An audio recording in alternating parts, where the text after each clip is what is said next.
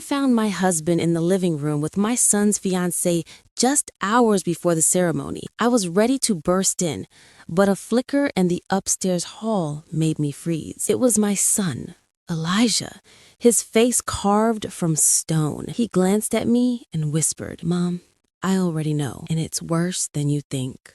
Hi everyone, thanks for being here with me. Before I dive in, tell me in the comments what city you're tuned in from. Now let me take you into my story. On the morning of Elijah's wedding, I was awake at 5. Sleep wouldn't come. I told myself it was nerves, the kind any mother gets on a day like this. I sat right here in my home office, pretending to work spreadsheets. I run a small CPA practice out of the house. Humble but steady. It helped put Elijah through school and cover the extras when Franklin's paycheck came up short. The numbers fuzzed on the screen while my mind drifted elsewhere. Outside, dawn hadn't even cracked, and yet I could already see the whole afternoon unfolding on our back lawn in Atlanta. Rows of white chairs lined up with military precision. The arch Franklin built, my spring project, was woven through with the roses I'd babied from tight buds into blooms. I'd checked the string lights 3 times so there wouldn't be a single dead bulb. It all had to be just right. Our son deserved nothing less. Franklin and I had 25 years together. Elijah, 23 years of our lives. I'd been the calendar, the keeper of dentist appointments, the birthday baker, the bill payer.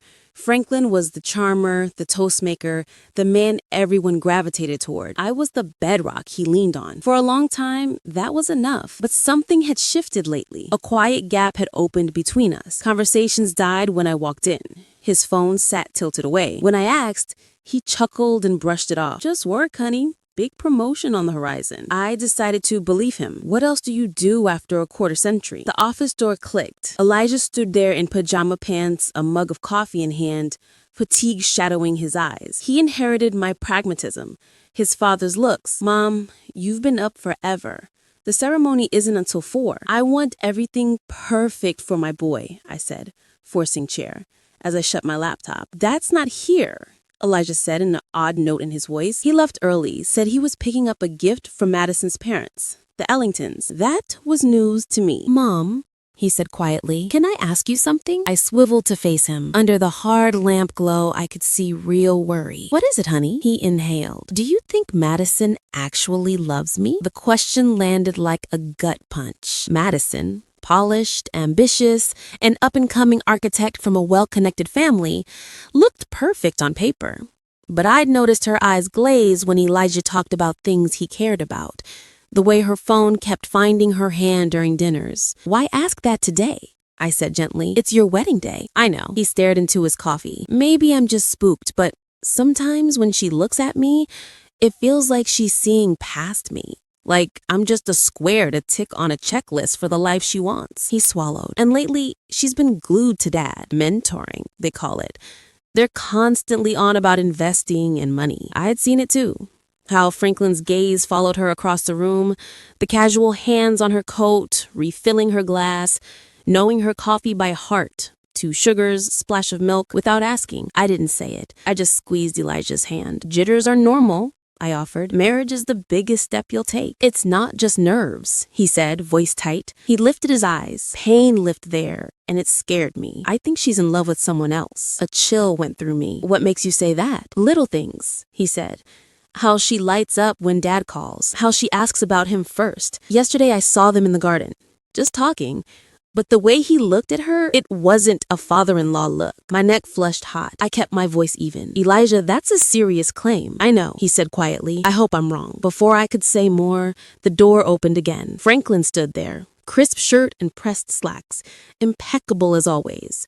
He smiled with his mouth, but not his eyes. He seemed surprised to see Elisha. "Big day, son. Time to get moving." He turned to me. "Simone, don't wear yourself out. Madison's stopping by at 10. Last-minute seating plan tweak." Elijah's jaw tightened. "What tweak?" "Oh, you know," Franklin said lightly. "Keeping your uncle away from her parents after that Christmas dust-up. Her family is particular. Best to handle it privately. Politics and all." "Right," Elijah said flatly. "Wouldn't want the wrong folks sitting together." The air in the room turned thick. I watched them both and knew, bone deep, that Elijah wasn't imagining things.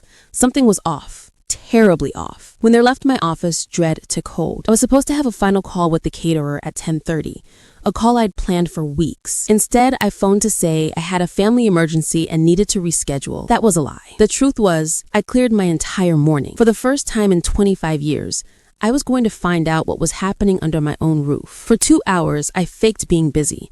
I straightened a kitchen that already sparkled, fiddled with centerpieces that needed nothing. Every car passing made my heart slam. I felt like an actress playing proud mother of the groom, while inside I twisted. At 10 on the dot, a white BMW rolled up. Madison's. I watched from the kitchen window as she stepped out, photo shoot perfect in jeans and a blouse. She climbed the front steps with the easy grace of someone born to belong. My heartbeat drummed in my ears. I slipped at the back door and edged along the house, crouching behind the broad hydrangeas that border our living room windows. I felt ridiculous, spying at my own home, but the need to know trumped pride. Through the big bay window, I saw Franklin usher her in. They stood by the fireplace where we've taken Christmas photos for years. He poured her a drink. I couldn't hear them, but their bodies spoke. Too close. His hand settled low on her back. A simple gesture, defensible, except it lingered a beat too long. My hands balled into fists.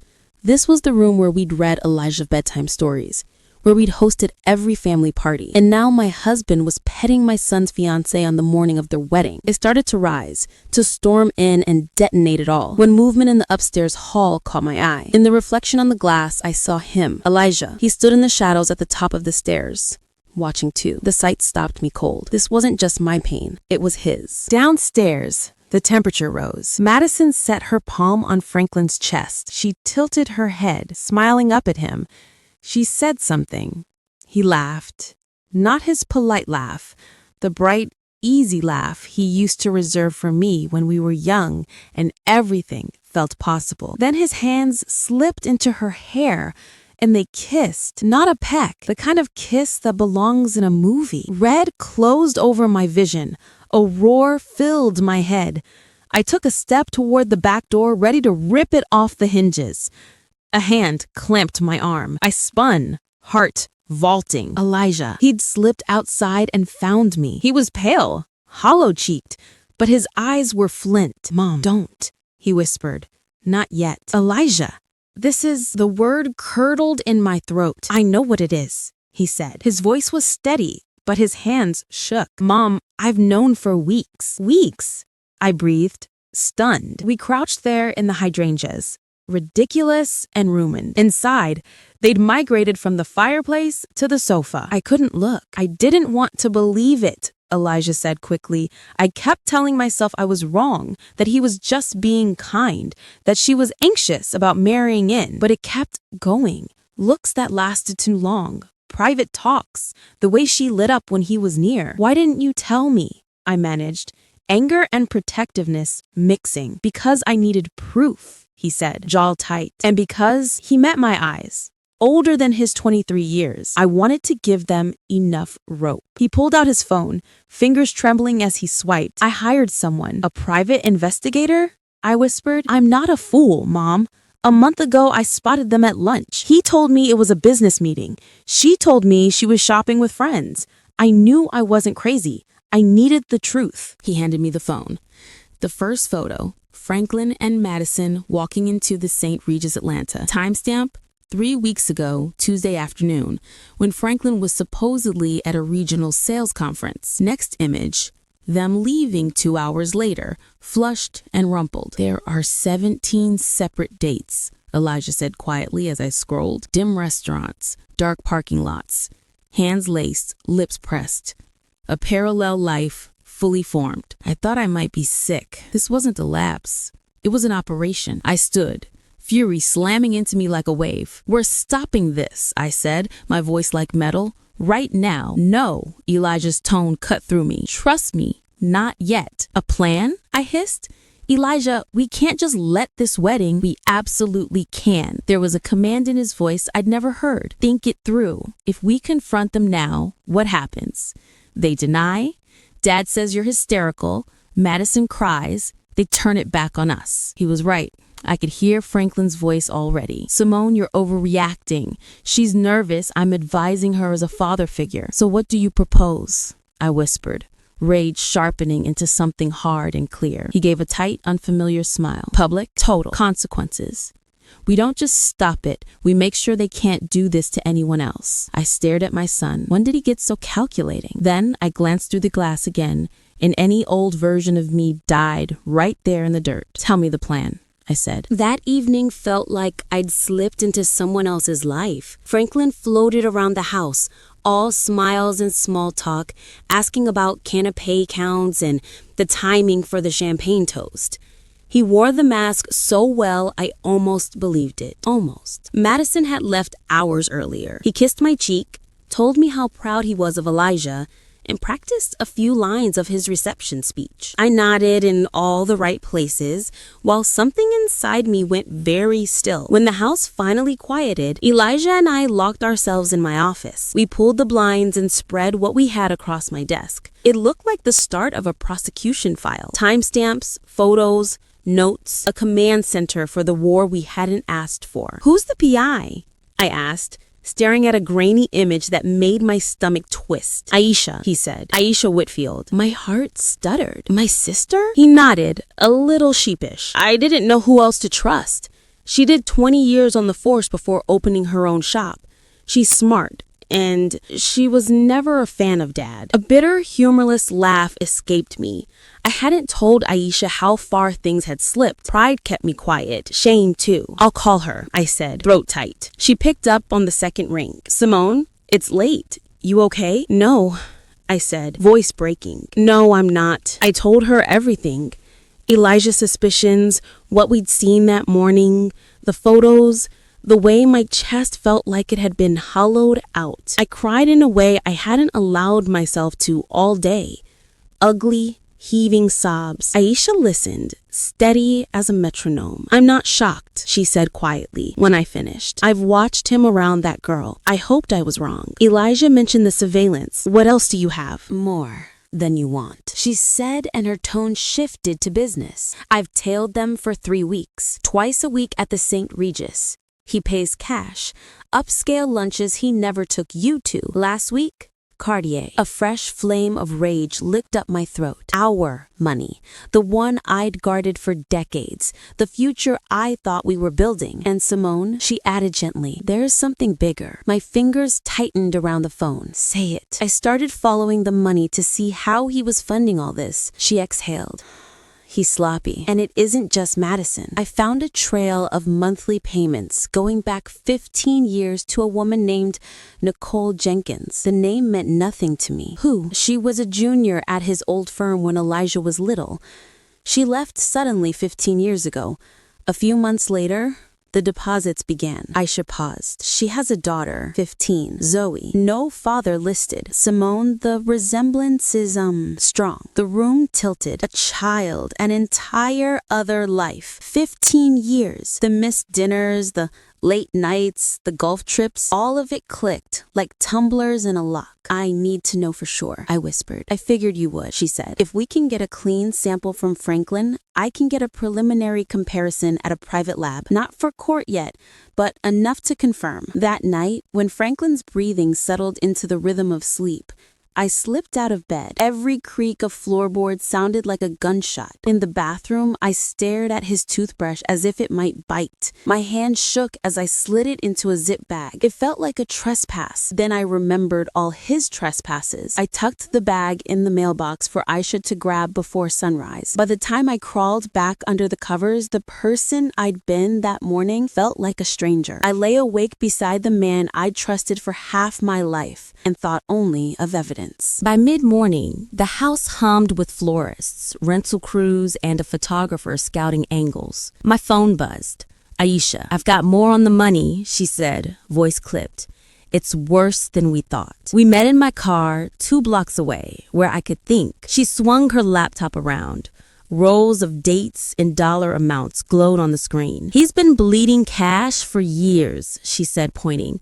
"Always under 1,000. $500 here, $700 there, different branches, staggered days. Classic structuring. Looks like walking around money for hotels and gifts." I told him it was for his coin collecting, I said. the words tasting ridiculous as they left my mouth. Cash-only deals. He's collecting, all right, she said dryly. Receipts from restaurants he never took you to. And that Cartier purchase, he paid half in cash. The rest on a card linked to an account you didn't know existed. She clicked to a new tab.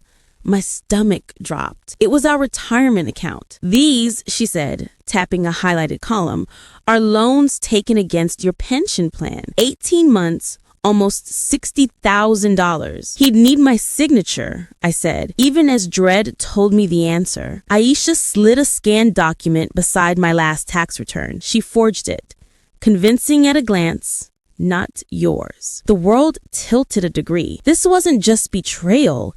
It was theft. He hadn't simply gambled our marriage. He'd gambled my future, my business, my steady little life. And there's this, Aisha said, pulling a manila envelope from her bag. Preliminary DNA. My hands went cold as I opened it. Technical jargon blurred. I found the line that mattered. Probability of paternity, 99.999%. I didn't cry. Something inside me had moved past crying. A clean, hard calm settled. He wasn't just going to lose me. He was going to lose the life he'd financed with my trust. How did you find her? I asked, voice distanced even to my own ears. The payments led me to Nicole, Aisha said. She lives 20 minutes away. I posed as a market researcher. When she opened the door, the girl, Zoe, walked into the hallway. Simone, she has his eyes. Same expression even. You know it when you see it. I stared out the windshield, seeing years backward. All the late nights, the emergency meetings, the golf weekends. How many lies does it take to build another life 20 minutes from home? Does Nicole know about us? I asked. I can't prove it, Aisha said. But the house, the school district, her work history, he's bankrolling most of it. She has motive to keep it quiet. I thought of a 15-year-old girl growing up in the shadows of my life, never acknowledged. I thought of Elijah, of the family I thought we were. There are betrayals that scorch. There are others that salt the earth. And Madison, I asked, anger cutting through the numbness. You said there's more. Oh, there's more, Aisha said, flipping to another file. She's been siphoning funds at her firm. Inflated reimbursements, phantom vendors, Shell Corp in her mother's maiden name, small bites, steady pattern. Last 12 months, north of $200,000. I exhaled a short, stunned laugh. 200,000? And she's spending some of it on Franklin, Aisha added, pulling up a bank transfer that matched a high-end watch purchase. It's a perfect little ecosystem. She steals to buy him gifts. He steals from you to buy her gifts. They're laundering each other's egos. And Madison, I asked, anger cutting through the numbness. You said there's more. Oh, there's more, Aisha said, flipping to another file. She's been siphoning funds at her firm. Inflated reimbursements, phantom vendors, Shell Corp in her mother's maiden name, small bites, steady pattern.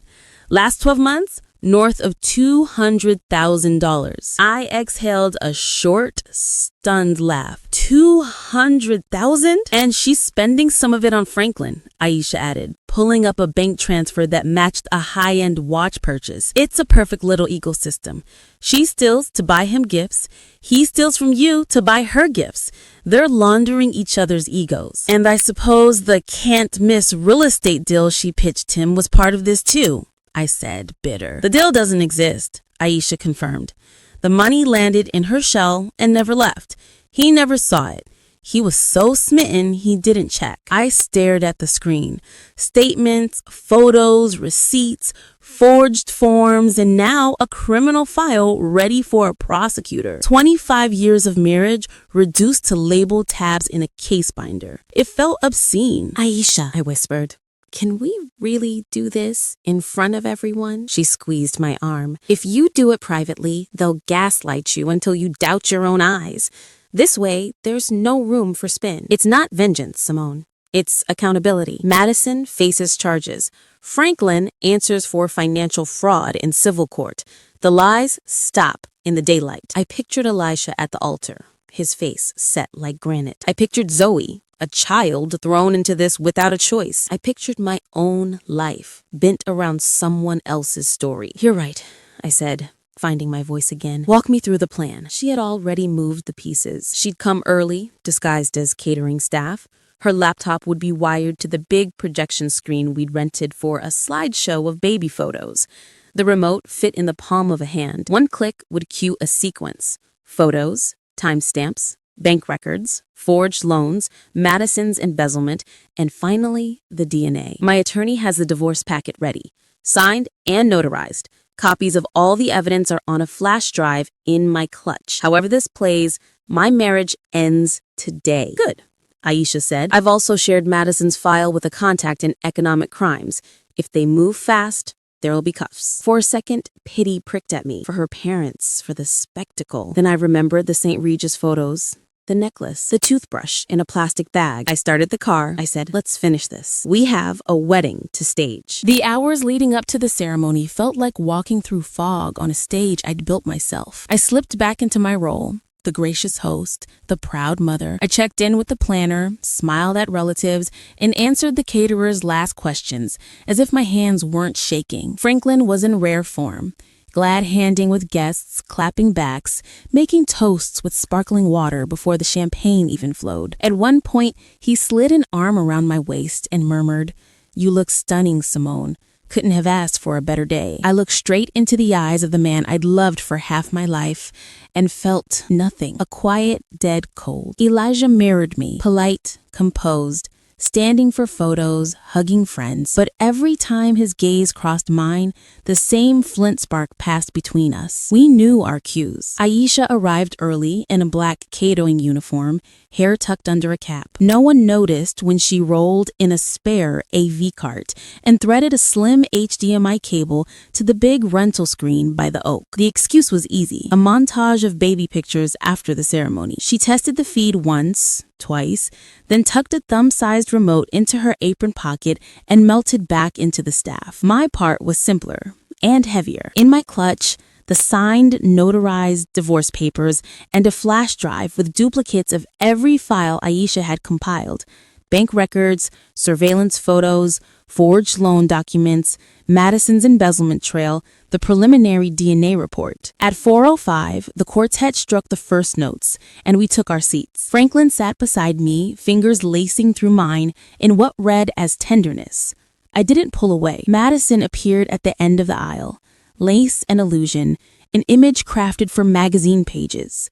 She smiled at the gathered guests and then at Franklin. For a beat, something hot and secret flashed between them, the confidence of people who think they've already won. Elijah stood at the altar, a stillness about him that could have been serenity if I didn't know better. When Madison joined him, he took her hand. He didn't look at her. He looked over the rows of guests, found me, and gave the faintest nod. The officiant began to speak about promises, trust, fidelity. The words felt like a sick joke floating over the lawn we'd strung with lights. Vows were said, rings were held, lies layered neatly on top of lies. And then, if anyone present knows a reason these two should not be joined in marriage, speak now or forever hold your peace. The garden went still. Wind brushed the roses. Cutlery quieted. 300 people held their breath. I stood. An audible ripple swept the crowd. A gasp. A chair scraping. Someone whispering my name. Franklin's hand clamped my forearm.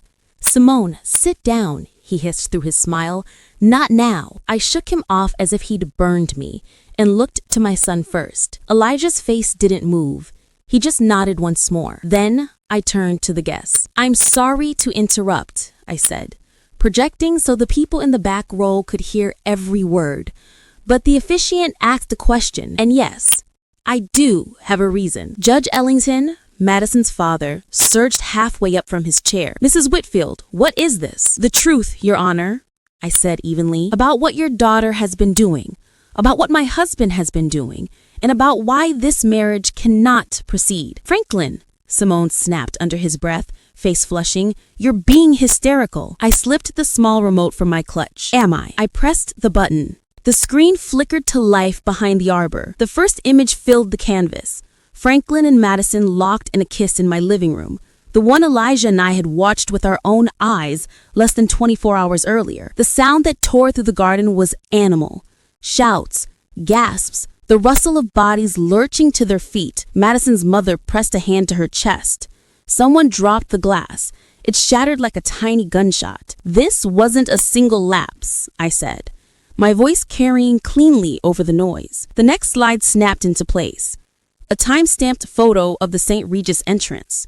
Then another and another. Side by side, arrivals, departures, lunches that ran long, smiles that weren't meant for public view. Franklin lurched to his feet. "These are doctored," he shouted desperately. "She's unwell. Simona, sit down." "Then perhaps you can explain the rest," I said. I clicked again. Bank statements replaced photos. Rolls of cash withdrawals structured just under reporting thresholds. A magnified signature on a pension loan paperwork, side by side with my real signature on a tax return. The Cartier receipt.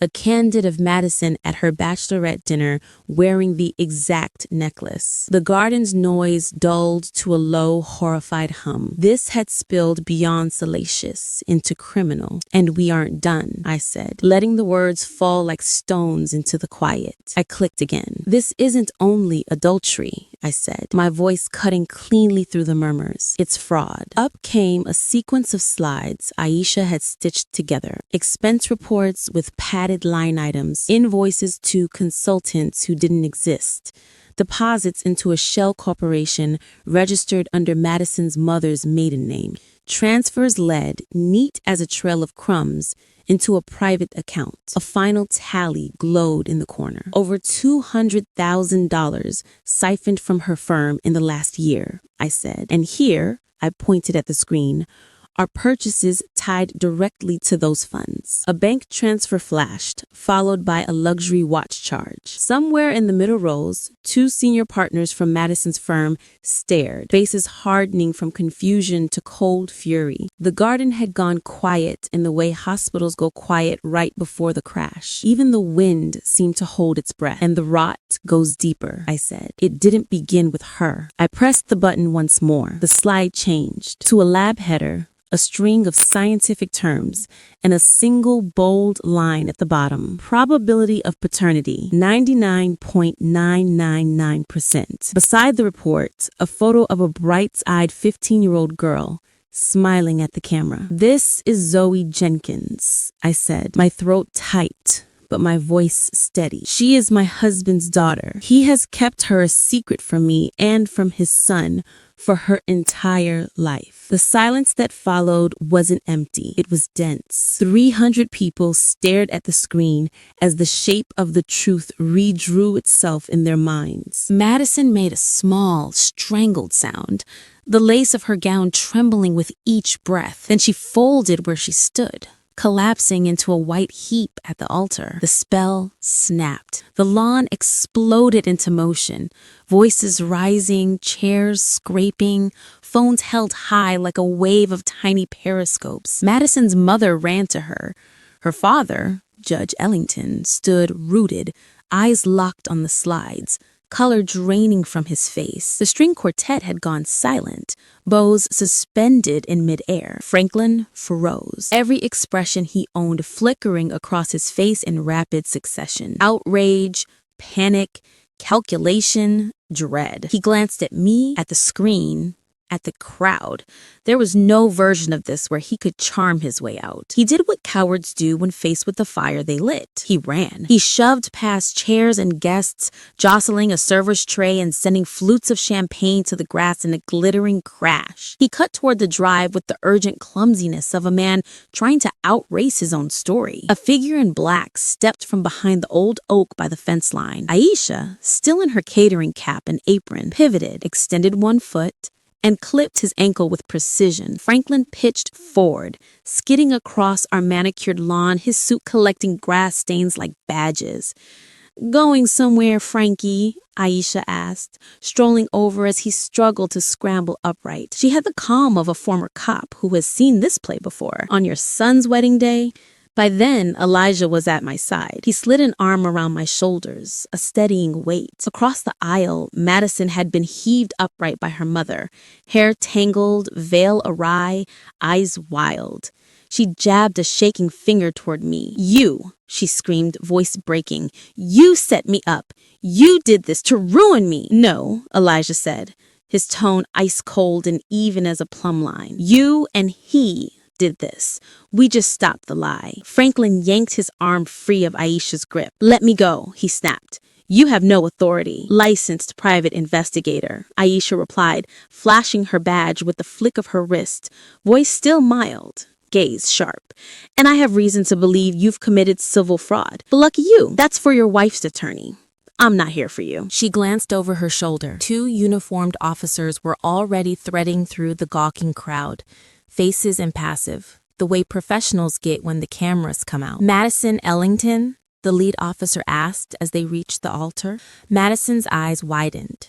A trapped animal's panic. "No," she whispered, backing a step before her heels sank into the grass. "You're under arrest on suspicion of embezzlement and wire fraud," he said, his partner gently but firmly taking her wrists. The cuffs clicked closed with a sound that seemed to echo off the roses. Her mother sobbed. Her father did not move. A chorus of camera shutters chattered, from the guests hired to capture joy, and now conscripted into recording ruin. Some people turned away, hands over mouths. Others watched openly, phone lenses glowing. The glossy facade of a prominent family flickered and cracked under the afternoon sun. As the officers guided Madison down the aisle, past the flowers I'd tended, the chairs I'd lined up, the life I'd tried so hard to arrange, Elijah pulled me close. "It's done, Mom. It's finally done." I looked around at the wreckage of a day I'd fought to make perfect, and for the first time in months, the air moved easily in and out of my lungs. The next 3 hours blurred into sirens, soft voice questions, and the slow unwinding of a celebration that had never been real. Officers took statements beneath the arbor. The string quartet packed up in silence. Madison was let out in cuffs, the white of her dress stark under the blue flash. Franklin, after a brief, stiff exchange with police, slipped away. No word to me.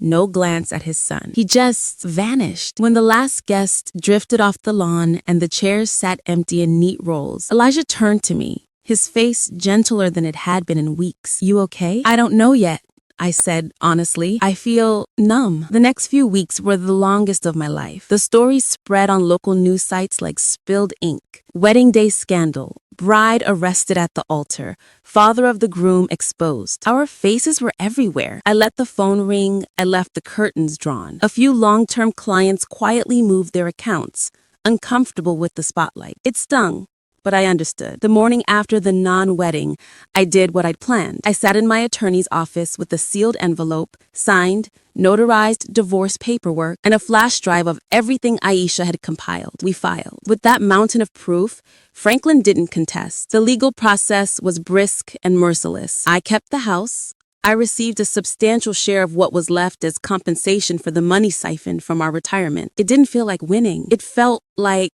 balance restored. Madison, facing evidence that would have made a jury's job easy, took a plea. 2 years in a low-security facility, plus full restitution. Her family's standing disintegrated in the court of public opinion almost overnight. Franklin's fall was less theatrical, but just as devastating. Termination from his job, social invitations evaporating. The acquaintance smiles gone. He moved into a nondescript apartment across town, and from what I heard, kept his head down. The messiest thread was Zoe. 2 weeks after everything fell apart, a letter arrived. Nicole Jenkins. She apologized for the hurt her past with Franklin had caused. She wrote that Zoe had seen the headlines and wanted to meet me and Elijah. I stared at the note for 3 days. What was the right thing? She was the living proof of my husband's deepest betrayal, but she hadn't chosen any of it. She was a kid. She was my son's sister. I handed the letter to Elijah. He read it once. He said, "I want to meet her. She's family." We chose neutral territory,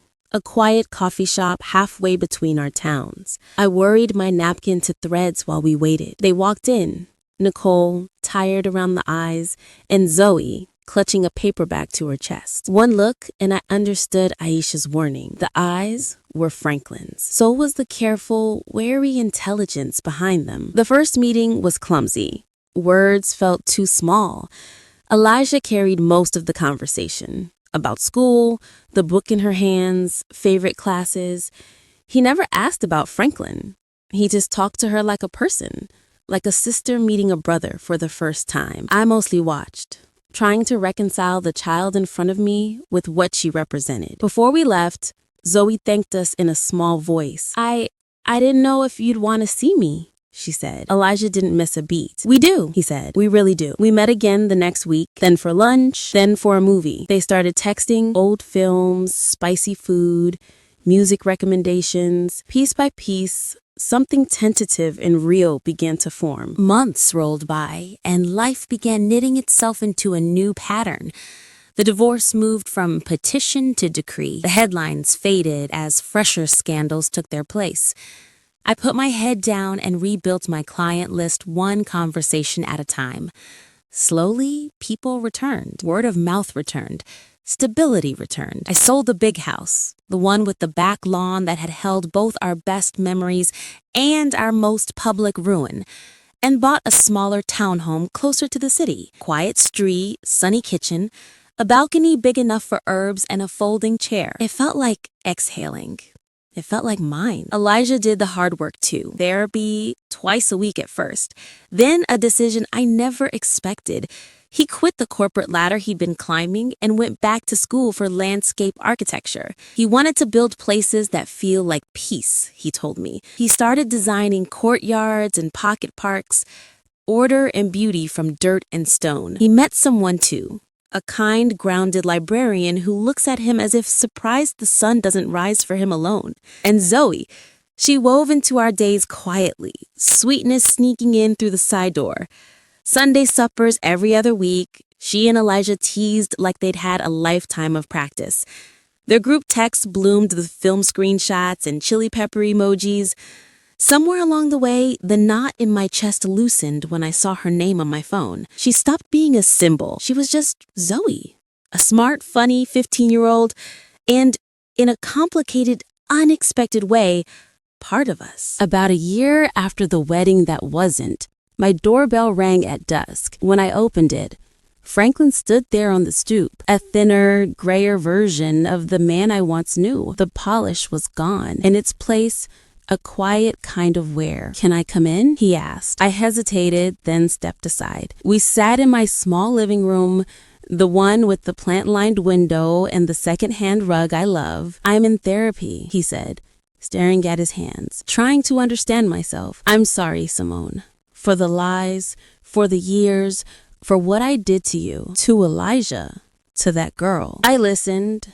I believed he meant it, but sincerity doesn't reset a clock. "I forgive you," I said, surprising both of us with how true it felt in my mouth. "Not for you, for me. I don't want to carry this anymore." He looked up, eyes glassy, hope flickered, but I continued gently. "I will never trust you again. We won't be who we were." He swallowed and nodded. "I know." He stood, thanked me, and left. Later, brushing my teeth, I caught my reflection and thought of the woman crouched behind the hydrangeas a year and a lifetime ago, holding her breath while her world cracked in two. I wanted to reach through time, touch her shoulder, and tell her two things.